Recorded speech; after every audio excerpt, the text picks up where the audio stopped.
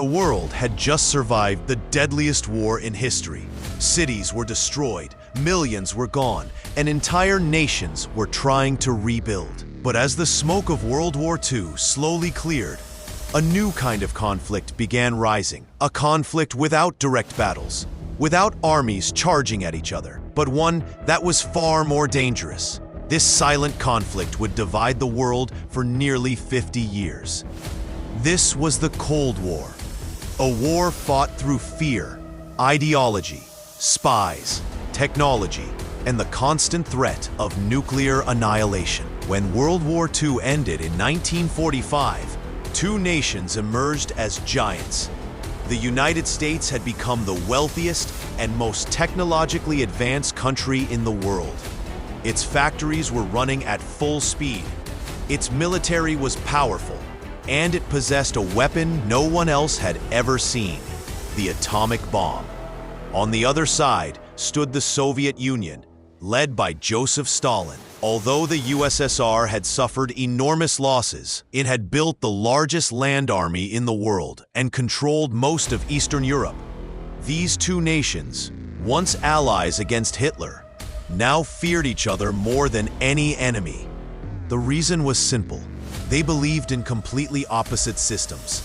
America believed in capitalism, where people could own businesses, vote freely, and live with individual rights.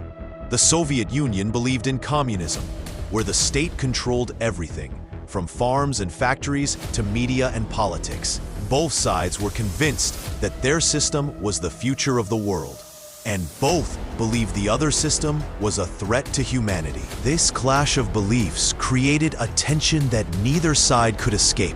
It began when the Soviet Union refused to allow free elections in the countries they had captured. Nations like Poland, East Germany, Hungary, and Romania were forced into communism. America saw this as the beginning of Soviet expansion, a plan to spread communism across the entire world.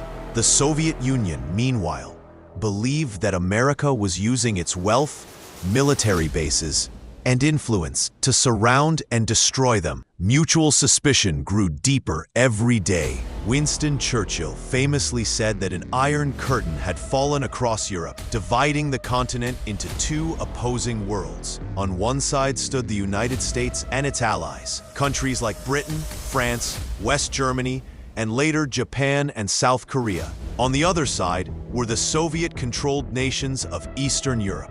For the next several decades, this invisible wall would shape world politics. One of the first and most dangerous developments of the Cold War was the nuclear arms race. When America dropped atomic bombs on Hiroshima and Nagasaki, the world realized how destructive nuclear power could be.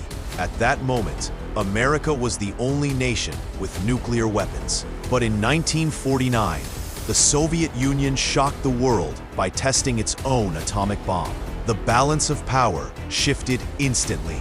Suddenly, both nations had the ability to destroy entire cities within minutes. This led to a terrifying race to build even more powerful weapons: hydrogen bombs, intercontinental ballistic missiles, and nuclear submarines capable of launching missiles from deep underwater. People around the world began living with the fear that a single mistake, a wrong interpretation, or a technological failure could trigger global destruction.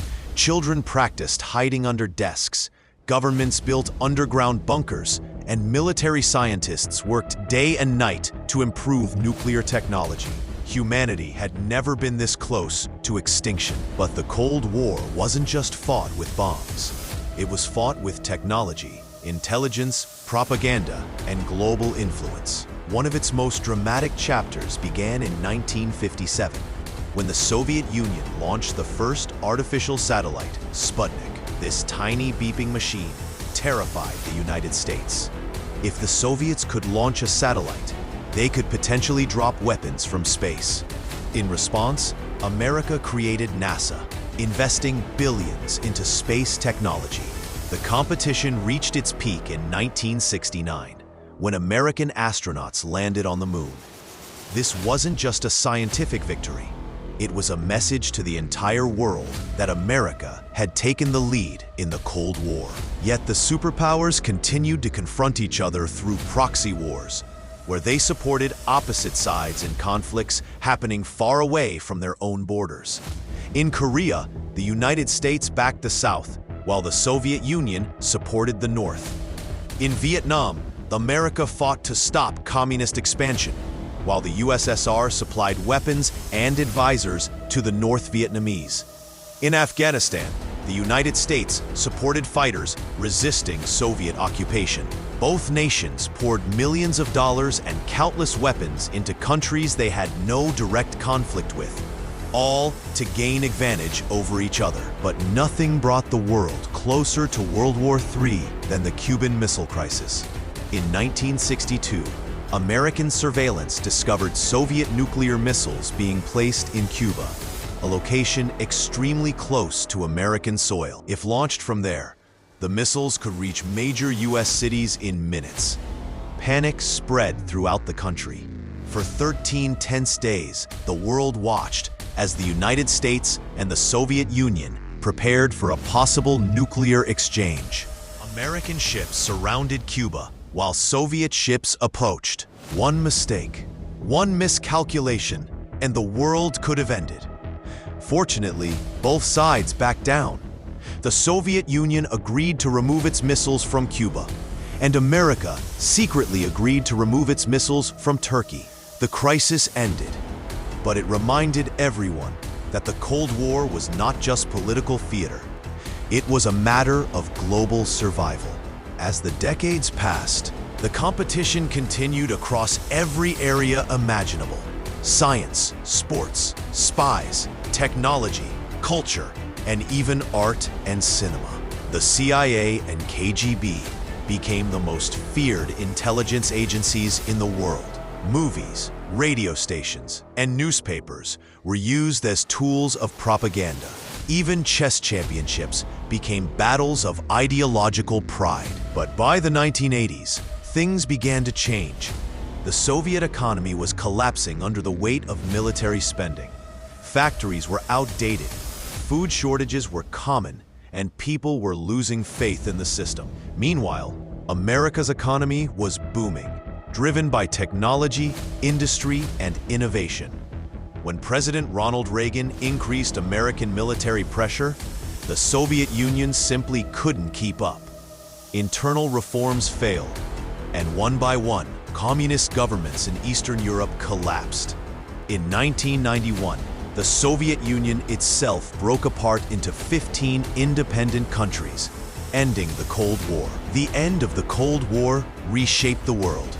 The United States became the sole superpower. Former Soviet states struggled to rebuild.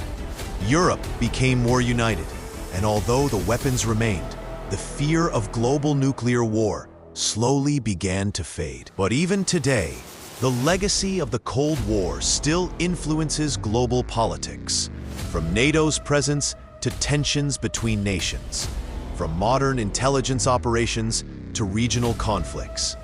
The Cold War never erupted into a direct battle, but it changed the world more deeply than any war ever fought.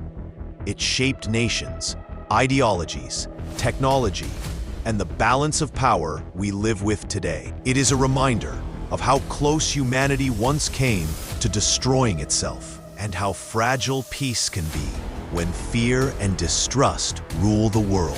Thanks for watching. If you enjoyed the facts, hit the like button and subscribe to Fact Eagle. Stay sharp, stay curious, and I'll catch you in the next one.